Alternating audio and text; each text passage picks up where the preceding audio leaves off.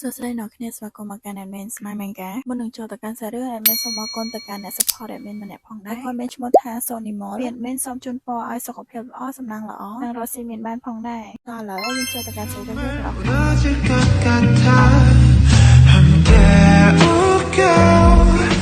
ពីវគ្គមុនហ្នឹងគឺយើងដឹងហើយយើងបានរៀបចំខ្លួនណាចេញទៅខាងក្រៅដោយមិនបានស្ដាប់ពាក្យរបស់ទេជោទេចឹងហើយទេជោក៏ស្ដីឲ្យអ៊ុនយ៉ងទៅមិនឮខ្ញុំនិយាយទេខ្ញុំនឹងបើកឡានជូនអ្នកទៅហើយណាមួយទៀតស្មាននេះក៏គ្មានឡានក្រុងឲ្យអ៊ុនយ៉ងយើងជិះដែរអ៊ុនយ៉ងយើងនៅតែមិនចង់ទៅជាមួយនឹងទេជោហើយប្រកាសចុះប្រកែកឡើងទេជោចាប់អ៊ុនយ៉ងយកមកអោបតែម្ដងអ៊ុនយ៉ងប្រហែលជាដឹងហើយជីវិតរបស់អ្នករស់នៅគួរឲ្យធន់ទ្រាំណាស់ហេតុអ្វីបានជាអ្នកមិនជ្រើសរើសជីវិតល្អជាងនេះទេជោថែមទាំងធានាទៀតថាបើសិនជាអ៊ុនយ៉ងទៅធ្វើការនៅក្នុងក្លឹបនឹងប្រាប់ថាកែក្លឹបហ្នឹងឲ្យមើលថែអ៊ុនយ៉ងឲ្យបានល្អហើយនឹងឲ្យប្រាក់អ៊ុនយ៉ងបន្ថែមទៀតអ្វីដែលអ៊ុនយ៉ងគួរតែធ្វើនោះគឺគ្រាន់តែគ្រប់គ្រងអារម្មណ៍ខ្លួនតែទេជោហ្នឹងបានតែនិយាយចឹងទេតែខួរក្បាលវិញសម្បូរទៅដោយរឿងស្មោកគ្រោកទោះបីជាអ៊ុនយ៉ងធ្វើការយ៉ាងលំបាកយ៉ាងណាគាត់នៅតែទទួលបានប្រាក់ហើយក៏ចាប់ផ្ដើមឲ្យអ៊ុនយ៉ងយើងគិតអីពីអ៊ុនយ៉ងបានស្ដីឲ្យទេជោស្នាមញញឹមរបស់អ្នកដូចជាមនុស្សឈួតយ៉ងទេជោអានេះគិតថាខ្ញុំល្ងងខ្លាំងណាស់មែនតើខ្ញុំនឹងជឿថាខ្ញុំអាចសងបំណុលដល់ងាយស្រួលដោយគ្រាន់តែលក់រាងកាយរបស់ខ្ញុំតែយ៉ាងណាទេជោនៅតែធានាគាត់ធានាថាម៉ោងធ្វើការរបស់អ៊ុនយ៉ងមិនច្រើនទេអ៊ុនយ៉ងបានបន្តស្ដីឲ្យទេជោប្រហែលជាគិតថារឿងដែលគាត់ទៅធ្វើមនុស្សនៅក្នុងក្លឹបវាប្រហែលជាសប្បាយសម្រាប់អ្នកណាស់ហើយប៉ុន្តែសម្រាប់ជីវិតរបស់ខ្ញុំបានជ្រើសរើសជីវិតដ៏អាក្រក់នេះរួចទៅហើយដូច្នេះហើយឈប់ប្រើស្នាមញញឹមបែបនេះមកកាន់ខ្ញុំទៀតបើអ្នកចង់បានលុយវាគ្មានបញ្ហាទេជោនៅពេលលើបែបនេះគាត់ក៏ឆ្ងល់ដែរមានបញ្ហាអ៊ុនយ៉ងបានបន្តនិយាយទៀតថាបើសិនជាគាត់ខ្លាចទៅជាអ្នកបម្រើនៅក្នុងក្លឹបគាត់នឹងបំបែកក្បាលរបស់ទេជោក៏ថាបានដែរព្រោះថារាល់ពេលតែអ៊ុនយ៉ងចាំបាច់ការពារខ្លួនឯងគាត់អាចធ្វើអ្វីបានគ្រប់យ៉ាងនឹងហើយវាគ្មានបញ្ហាទេបើសិនជាបំណុលកើនឡើងឬមួយខ្ញុំត្រូវជាប់ពន្ធនាគារទេយ៉ាងណាអ៊ុនយ៉ងនៅតែជ្រើសរើសវិធីសងបំណុលដូចរាល់ថ្ងៃនេះអញ្ចឹងអ៊ុនយ៉ងនិយាយហើយក៏ចង់ដើរចេញទៅហើយតែទេជោមិនឲ្យអ៊ុនយ៉ងទៅទេគាត់ឲ្យអ៊ុនយ៉ងចាំគាត់សិនត្រឹមតែ10នាទីតែប៉ុណ្ណោះចឹងហើយបន្តមកទៀតអ៊ុនយ៉ងក៏បានមកជួបអូនប្រុសគាត់ហើយពេលគាត់មកដល់ក៏រៀងភ្ញាក់ផ្អើលដែរព្រោះថាប្អូនគាត់អត់គេងទេទាំងតែពេលនេះគឺម៉ោង4កន្លះហើយពេលនោះបងប្រុសរបស់គាត់បានអោបអ៊ុនយ៉ងហើយក៏ធ្វើទឹកមុខយ៉ាងកំសត់មកទៀតហើយអ៊ុនយ៉ងក៏សួរប្អូនគាត់ទៅតាភ្ញាក់ផ្អើលខ្លាំងណាស់មែនដែលគាត់អត់នៅទីនេះហើយគាត់ក៏សរសើរប្អូនគាត់ដែរហើយគាត់ក្លាហានហើយមិនយំតែពេលនោះប្អូនប្រុសរបស់អ៊ុនយ៉ងដូរទឹកមុខតែម្ដងដោយសារតែនៅមន្ទីរពេទ្យហ្នឹងពេទ្យបានផ្ដល់សៀវភៅឲ្យគាត់ថែមទាំងឲ្យគាត់ហ្នឹងញ៉ាំទឹកផ្លែឈើទៀតចឹងហើយអ៊ុនយ៉ងក៏ចង់និយាយអរគុណទៅកាន់គ្រូពេទ្យដែរពេលនោះទេជោបានដើរចូលមកហើយក៏ប្រាប់ពួកគាត់ទាំងពីរថាគ្រូពេទ្យអនុញ្ញាតឲ្យគាត់ចេញពីមន្ទីរពេទ្យហើយល្ងាចនេះគឺអាចចេញទៅបានហើយយ៉ាងម៉េចហើយអាក្មេងពូកែយំខ្ញុំមិនមែនក្មេងពូកែយំទេរីអ៊ុនយ៉ងវិញក៏ប្រាប់ប្អូនគាត់ទៅថាទេជោហ្នឹងហើយអ្នកជូនគាត់ហ្នឹងមកមន្ទីរពេទ្យហើយក៏ប្រាប់ប្អូនគាត់ឲ្យអរគុណទេជោទៅពីឲ្យកូនក្មេងយើងហ្នឹងអរគុណគេដូចមិនចង់អរគុណសោះទេជោបានអង្អែក្បាលរបស់អ៊ុនយ៉ាងហើយក៏ប្រាប់ឲ្យគាត់ហ្នឹងកុំឈឺទៀតអីព្រោះថាបងប្រុសរបស់ឯងបារម្ភខ្លាំងហើយមើលទៅទេជោបកែញ៉ោក្មេងខ្លាំងមែនតើសូម្បីតែអ៊ុនយ៉ងក៏មើលទៅទេជោចម្លែកដែរបន្តមកអ៊ុនយ៉ងក៏ឲ្យប្អូនគាត់គេងបន្តទៅតែមើលទៅកូនក្មេងយើងដូចជាគេមិនលក់ទេព្រោះថាគាត់នៅពេទ្យហ្នឹងគាត់គេងច្រើនហើយទឹកមុខក៏ស្រស់បោះដែរហើយគា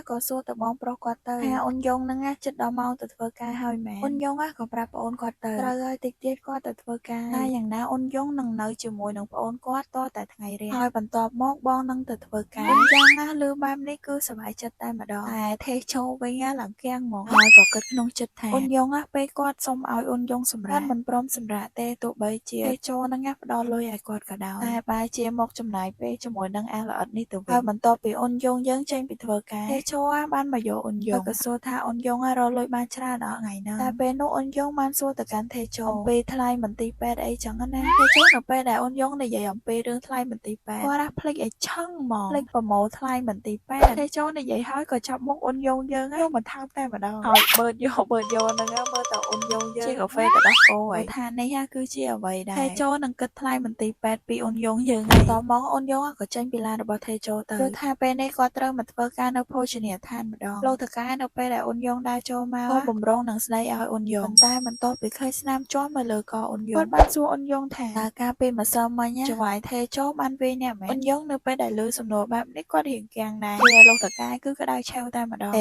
េអាម្នាក់ហ្នឹងដូចមិនដែលធ្វើអញ្ចឹងមើលតើទេស្ដីឲ្យម្ដងហើយមិនតែលោកកានិយាយហើយក៏ទេទៅកាន់ទេជោក៏ស្ដីឲ្យទេជោក្នុងទូរស័ព្ទញ៉ាតតែម្ដងរកតែទេជោហ្នឹងតមិនរួចទេគាត់ថែមទាំងនិយាយថាខ្ញុំពិតជាខកចិត្តជាមួយនឹងចៅហ្វាយខ្លាំងណាស់ហើយដើម្បីកុំឲ្យអ្នកគ្នាច្រឡំ admin នឹងហៅបរិសចំណាស់ហ្នឹងជាមេការទេជោថាជាក់ស្ដែងទេជោគឺជាម្ចាស់នៅទីនេះហើយបរិសចំណាស់ម្នាក់នេះគឺជាអ្នកមើលខុសត្រូវនៅក្នុងហាងនេះតែមេការហ្នឹងបាត់ទូរស័ព្ទរបស់ទេជោភ្លាមទេជោគឺថាទេមកអ៊ុនយ៉ងតែម្ដងហើយគាត់ថែមទាំងស្ដីឲ្យអ៊ុនយ៉ងទៀតផងតែអ្នកសប្បាយចិត្តហើយមែនទេព្រោះថាពេលនេះខ្ញុំត្រូវគេចោទប្រកាន់នេះរីឯអ៊ុនយ៉ងបាននិយាយថាគាត់អាចបាននិយាយអីផងមិនបាននិយាយអីមិនបានគេមកចោទខ្ញុំតែយ៉ាងណាអ៊ុនយ៉ងយើងនៅតែនិយាយថាគាត់មិនដឹងទេជោគឺមកមកតែម្ដង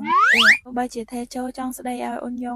៉ងយើងនៅតែមិនខ្វល់ចុចបិទទូរស័ព្ទតាមធម្មតាតោះយើងមកមើលថាជារៀងរាល់ថ្ងៃប្អូនរបស់អ៊ុនយ៉ងធ្វើអ្វីខ្លះនៅផ្ទះម្នាក់ឯងបន្ទាប់ពីញ៉ាំអាហារហើយក៏គូររូបលេងហើយដល់ពេលល្ងាចឡើងក៏ចេញពីបន្ទប់ដើម្បីតែឈរចាំបងប្រុសចេញមកពីធ្វើការរីឯអ៊ុនយ៉ងពេលឃើញប្អូនប្រុសមកចាំទាំងងងឹតបែបនេះក៏ព្រួយបារម្ភដែរហើយក៏ប្រាប់ឲ្យគាត់នឹងឈប់មកចាំបែបនេះទៀតទៅរីឯប្អូនប្រុសរបស់គាត់អត់ចង់អញ្ចឹងទេអ៊ុនយ៉ងពេលឃើញប្អូនគាត់អញ្ចឹងក៏សួរទៅថ្ងៃហ្នឹងគាត់ធ្វើអីខ្លះអញ្ចឹងណាមានអីក្រៅពីនៅផ្ទះញ៉ាំបាយហើយក៏អានសៀវភៅគូគំនូអីចឹងណាចឹងហើយអ៊ុនយ៉ងក៏គិតថាគិតទៅប្អូនរបស់គាត់នៅផ្ទះពេញមួយថ្ងៃបើប្រៀបធៀបកាលពីមុនឧស្សាហ៍នាំប្អូនគាត់ចេញដើរលេងខាងក្រៅណាហើយក៏ដើម្បីគេចពីឪពុកគាត់ដែរម្យ៉ាងវិញទៀតកាលពីមុនទោះបីជាគាត់ធ្វើការក៏មិនធ្វើការច្រើនដូចនេះដែរដូច្នេះក៏សួរទៅប្អូនគាត់ទៅថាចង់ទៅដើរលេងនៅណាអត់ចឹងណាក្រៅពីនោះបន្ទាប់ពីប្អូនគាត់ចូលគេអ៊ុនយ៉ងបានទៅសួរមេការថាតើគាត់នឹងអាចយកក្មេងទៅហាងបានអត់រីឯមេការក៏ភ្ញាក់ផ្អើលដែរតែក៏ព្រោះតែអ៊ុនយ៉ងយើងមានអារម្មណ៍ថាមិនស្រួលទេនៅពេលដែលទុកប្អូនគាត់នៅផ្ទះពេញមួយថ្ងៃរីឯមេការក៏អត់បដិសេធដែរដូច្នេះនៅថ្ងៃថ្មីឡើងប្អូនរបស់អ៊ុនយ៉ងយើងគឺបានទៅជាមួយនឹងបងប្រុសគេហើយហាក់បីដូចជាអ្នកធ្វើការនៅទីហ្នឹងក៏ចូលចិត្តក្មេងដែរជាពិសេសហ្នឹ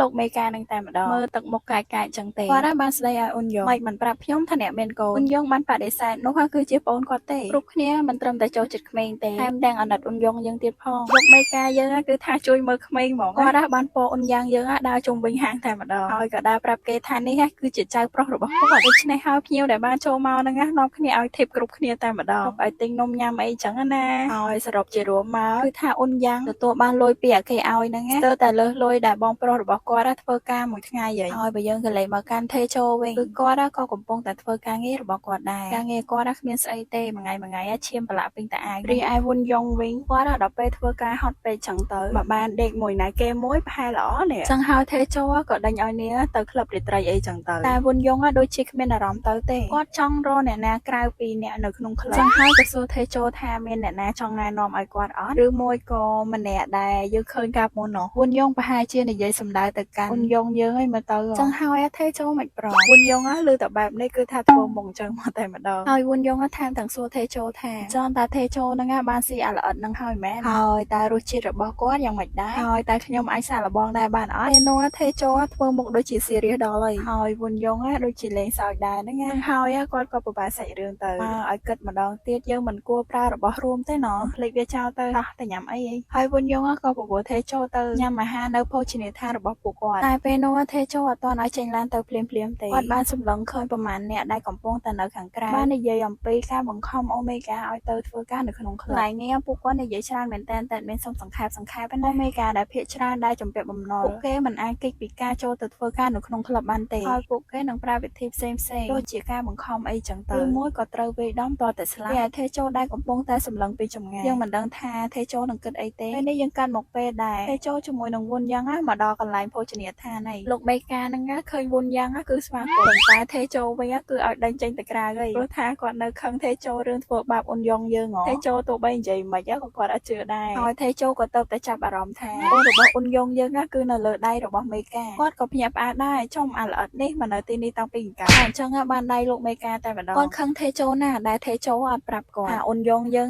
ងចិញ្ចឹមក្មេងម្នាក់ទេជោយើងទ្រាំបានបាយស៊ីប្រហែលទូសាច់ហើយបន្តិចក្រោយមកក៏កលេចឃើញអ៊ុនយ៉ងយើងដើរចេញពីក្នុងបន្ទប់ចឹងហើយក៏បញ្ញាប់ទៅកោគេទៀតហើយទៅដល់គៀកកគេធ្វើដូចស្និទ្ធស្នាលនឹងគ្នាខ្លាំងណាស់អញ្ចឹងអ៊ុនយ៉ងក៏បញ្ញាប់ប្រាប់ឲ្យអប៉ែនឹងដកដៃចេញពីគាត់ភ្លាមរីឯអ្នកនៅក្នុងហាងវិញគឺថាភ្ញាក់ផ្អើលនឹងទំនាក់ទំនងរបស់អ្នកទាំងពីរដល់ហើយខ្ញុំក៏សួរទេជោថាមកធ្វើអីទេជោគឺគេមកញ៉ាំបាយហ្នឹងហើយមិនគិតតែខ្ញុំហ្នឹងមកជួបអ្នកម៉ែហើយថែមដល់សួរអ៊ុនយ៉ងយើងទៀតថាមិនបាននាំប្អូនគាត់ហ្នឹងមកទីនេះអញ្ចឹងអ៊ុនយ៉ងក៏និយាយទៅគាត់មិនសប្បាយចិត្តដែលឲ្យប្អូនគាត់នៅផ្ទះម្នាក់ឯងទេជោគឺគាត់ដឹងថាការមើលក្មេងមិនមែនជារឿងងាយស្រួលទេហើយគាត់ក៏ប្រាប់ទៅកាន់ កាន់អូនយ៉ងដែរណាកុំសូវនាំគាត់មកទីនេះពេកព្រោះថាទីនេះក៏មិនមែនជាកន្លែងល្អសម្រាប់ក្មេងដែរអ្នកគួរតែស្វែងរកកន្លែងមើលថែក្មេងសម្រាប់ឲ្យគាត់នៅល្អជាងរីឯអូនយ៉ងមិនមែនគាត់មិនចង់ទេតែពេលនេះគាត់មិនទាន់មានលុយផងហើយថេជោក៏លេងសើចទៀតហើយអ្នកគួរតែរកអ្នកដែលមានលុយច្រើនហើយយកម្នាក់នោះធ្វើជាប្តីរបស់អ្នកទៅថាជីវិតរបស់អ្នកនឹងល្អជាងនេះតែយ៉ាងណាអូនយ៉ងមិនឲ្យថេជោខ្វល់រឿងគាត់ទេហើយថេជោបំរុងនឹងលើករឿងទៅធ្វើការនៅក្នុងក្លឹបប៉ុន្តែ